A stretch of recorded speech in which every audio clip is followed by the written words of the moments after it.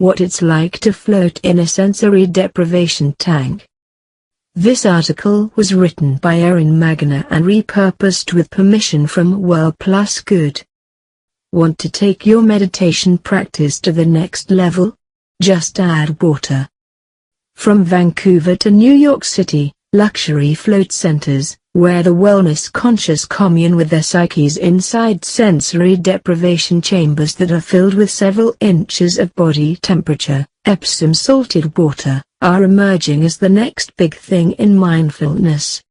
And when we say big, we also mean it literally. Just Float, which recently opened in the Los Angeles suburb of Pasadena, is currently the world's largest floating destination. If there's any spa that can do for floating what SoulCycle did for spinning, in SoCal and beyond, it's this one. So I had to dip a toe in.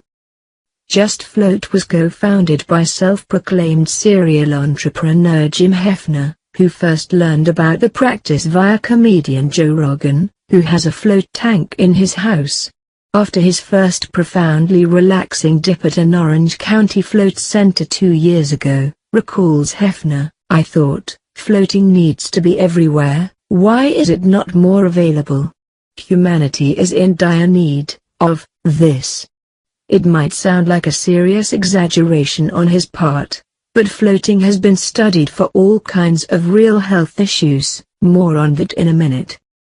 Ultra-enlightening experiences like Hefner's are why floating has gained so much traction over the last several years, says Jennifer Nide, senior editor at American Spa magazine. When floating, the body is supported yet completely relaxed, and this physical relief leads to mental and emotional release to help people recover from stress, she says.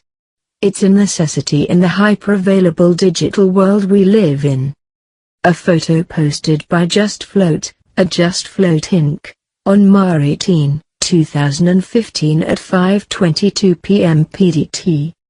So what does floating in a tank really feel like? What really sets Just Float apart from the handful of other flotation spas in the LA area, aside from its record 11 tanks, is its proprietary design that's meant to help you deal with the floating's elephant in the living room. Tight spaces. Their float tank can be a little intense, so we try to help transition you with the architecture, says Hefner. All of the shapes, colors, audio, and light were sweated over. From the front door to the float suite, the space gets smaller and smaller, the light gets lower and lower, and then we put you in the box. All of which was intentional. It might not work for those with major claustrophobia, but for the rest of us it's like training wheels for tight spaces.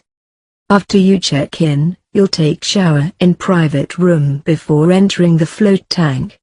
Don't worry about bringing a swimsuit. It's best to totally eliminate physical distractions by floating in the nude, I was told. It also helped to know that the chambers are powerfully sterilized 4 times after each session using hydrogen peroxide and UV light. The soundproof, light-proof tanks, designed exclusively for Just Float, are quite roomy by floating standards, 5 feet wide, 8 feet long, and 7 feet tall. The high ceilings probably get a whole lot more people intrigued who'd otherwise panic at the idea of being enclosed in the typical coffin-style float pod for an hour. Just saying. Once inside, you close the oversized bank vault door. It's easy to pop it back open if you need to, hit a button to turn off the lights and music, and focus on your breathing. You're not supposed to be surprised if you soon think you hear sounds, see vibrant visual patterns, or get a burst of creativity, all of which are commonly reported effects of floating. I definitely felt transported as the time whizzed by. After an hour, when the lights and music gently rise again, you'll emerge back into the world. At which point I'd recommend hitting up the post-float lounge for a tea and reacclimation before braving the freeway. You'll need it. The whole trippy experience feels like traveling to outer space and back, and back.